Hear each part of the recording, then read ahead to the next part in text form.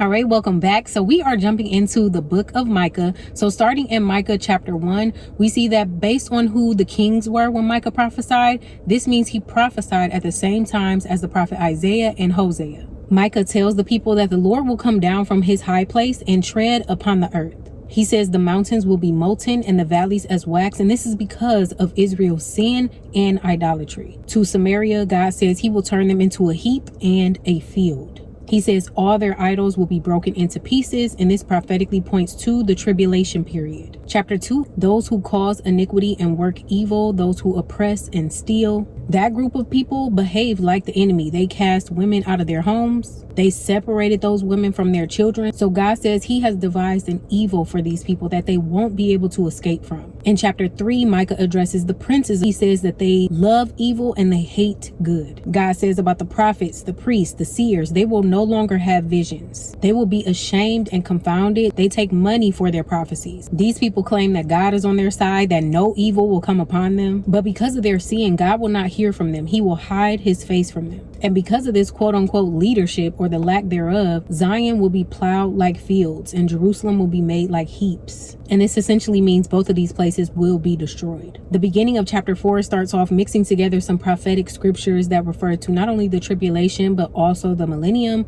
with God saying that he's going to destroy the nations, the enemies, but also he will rule and reign henceforth, now and forever. And in verse 10, historically, Micah references how the people in captivity are like a woman in labor, but God says he will redeem them from the hands of Babylon. And prophetically, this points to those during the tribulation period who acknowledge Jesus as their Lord and Savior. God will redeem them and bring them into the millennium.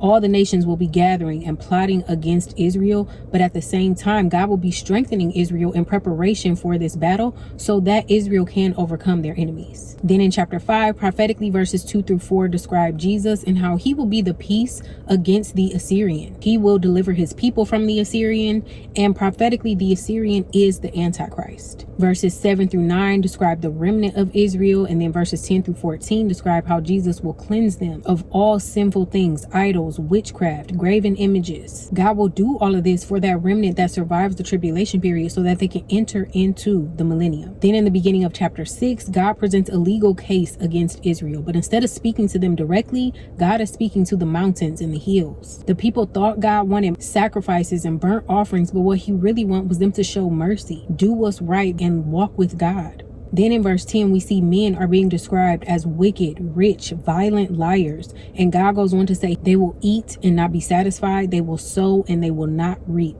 Then in Micah chapter 7, the first 7 verses, it says that during the tribulation period, which is what Micah is describing prophetically, your enemies will be your own family members. During this time, Israel is telling their enemies, look, don't rejoice at our suffering. We're being punished for our sins right now. But when this time is over, you're going to be ashamed for how you treated us. And by verse 15, it says that the enemies of Israel will be afraid of God because they'll see how God delivers Israel. Then Micah ends his book with an encouraging note saying, look, God is the one who pardons Israel. He won't be angry with them forever. He's merciful. He's compassionate. He will fulfill the promise he made to Abraham. And all of that points prophetically to the millennium. And this is encouraging even for the church, because this lets us know that the same gracious God he was for Israel, he is that same gracious God for us. Then we transition to the book of Nahum. So in chapter 1, Nahum is prophesying to the people of Nineveh the same way Jonah did. Nahum describes God as jealous, furious, slow to anger. He seeks revenge and he's great in power. He says God is sovereign over nature. He can rebuke the sea and make it dry land. The mountains quake, hills melt in his presence. And to those who trust in God, he can be a source of strength, but to his enemies, he can be darkness and he can destroy them. In chapter 2, we see how Nineveh destroyed Israel. They burned vineyards and dashed them to pieces. Then starting at verse 9, it looks like lions are fighting against lions. But if we reference Jeremiah chapter 50, verse 17, we can make sense of these verses 9 through 13. So the lions are Assyria and Babylon. In chapter 3, Nineveh is described as a bloody city of lies and robbery. The city is filled with dead bodies because of the sins they committed. God says he will reveal their shame and their nakedness to other nations. He will put filth in them and make them vile, and people will walk by the land of Nineveh and say that the land is laid waste, and they will flee. And again, for context, the capital of Assyria was Nineveh. So the chapter does not end on a good note for this nation. Nahum says to the king of Syria, your people are scattered in the mountains. There is no healing this bruise that's left in your land. And because of all the pain you caused other nations, people will rejoice in your suffering. And next we transition to the book of Habakkuk. And for context, it's good to understand that the book of Nahum was meant to communicate God is not a doormat. However, the book of Habakkuk is communicating God sure seems to be a doormat. Nahum is the prophet of God's wrath realized, while Habakkuk is the prophet of God's patience realized. So chapter 1 starts out with Habakkuk crying out to God and saying he feels ignored by him. He's surrounded by wickedness and strife, and he feels like the wicked aren't being judged for their behavior. God responds and says, I'm going to do something unbelievable. I'm going to raise up the Chaldeans, and they'll inhabit a land that is not theirs. They are going to come with violence to take the people into captivity. And then Habakkuk has a second complaint. He says God has ordained the people for judgment and correction. He says you can't look on seeing, but yet you do nothing when the wicked punish the righteous. The wicked are gathering the righteous in their nets and rejoicing over their catch. In chapter 2, God tells Habakkuk to write down the vision that he saw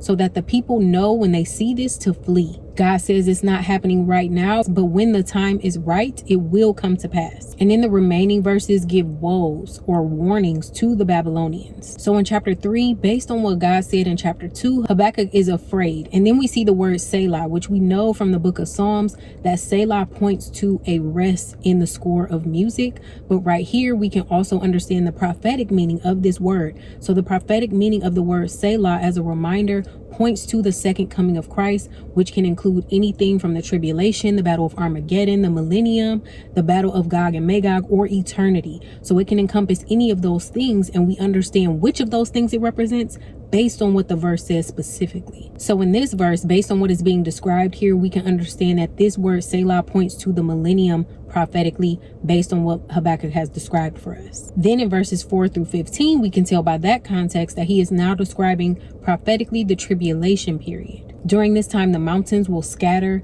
the hills will bow, the sun and the moon will stand still. And after Habakkuk hears this, he's trembling and quivering. Then we transition to the book of Zephaniah, and God tells all the people who rebelled against him, he will consume everything in the land, the beasts, the birds. He will cut off man from the land. Baal will be cut off, and anybody else who turned their back on God. God specifically describes that day as a day of wrath, darkness, desolation. During this time, their silver and gold will be useless. They'll build homes, but they won't be able to live in them. And prophetically, all this distress and destruction naturally points to the tribulation period. Then in chapter 2, Zephaniah addresses the heathen nations and says, look, before this destruction happens, seek the Lord. And if you do, just maybe you'll be spared by the Lord. So we can clearly see these are all the nations that persecuted Israel. So Assyria is being destroyed. They become a desolation, and they were once a proud nation. They thought they were better than everybody else, but now at this point, everybody is going to be looking down on them. He also compares Moab and Ammon to Sodom and Gomorrah, and we know how God dealt with those cities. Then in Zephaniah chapter 3, God addresses Jerusalem and says they don't trust in God. They don't do what he said. The leaders are like predators among the people, and the priests polluted the sanctuary. And then by verse 8, God mentions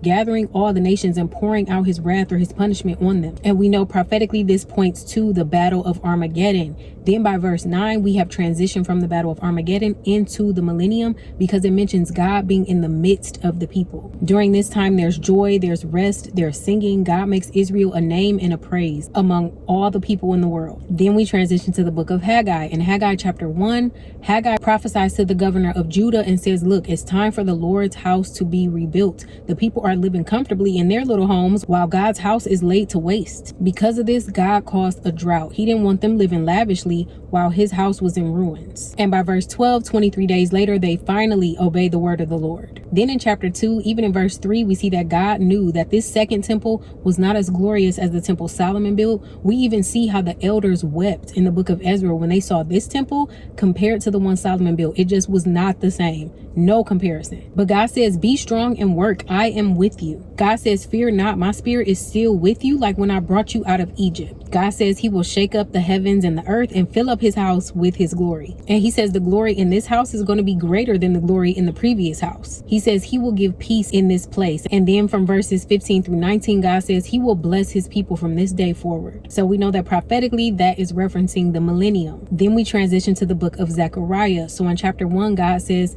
to Israel, look, if you turn to me, I will turn to you. Don't be like your fathers who ignored the word of the prophets and endured those punishments from me. Then Zechariah has a vision of a man riding a red horse standing by the myrtle trees. Behind him were red, speckled, and white horses. The angel explains to Zechariah that these are who the Lord sent to walk to and fro through the earth. And they saw that the earth was still and at rest. And then we get to listen in on a conversation between the angel of the Lord and the Lord of hosts. The angel of the Lord asks, how long is God going to cause Jerusalem to suffer? The Lord of hosts responds with comfortable words. And then the angel of the Lord tells Zechariah that God is jealous for Jerusalem. He says God is not pleased with the heathens who are living at ease. God will return his mercies to Jerusalem and his temple will be built there. God will comfort Zion and choose Jerusalem. Next, Zechariah sees 4 horns. And these are the horns that scattered Judah, Jerusalem, and Israel. And these 4 horns represent the 4 nations that persecuted the Jews, and they will be judged. Then starting at verse 20, we see that carpenters will destroy these 4 horns.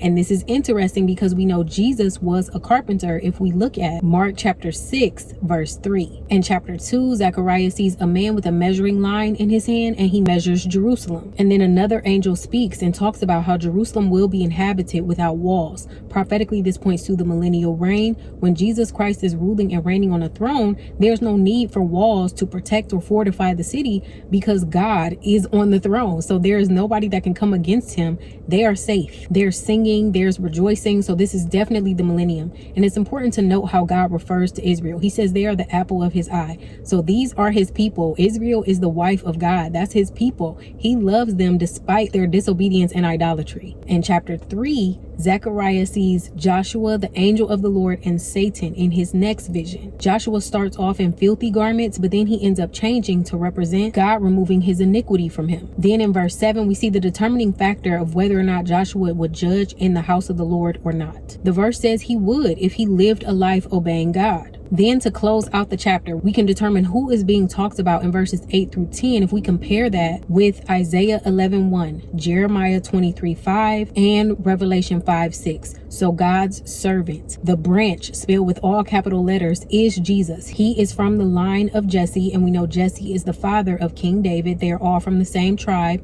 Jesus is from the tribe of Judah, and Jesus is the king who will bring justice and judgment to the whole earth. So that was Micah 1 through Zechariah chapter 3. Lord willing, I'll see you all next week. Grace and peace.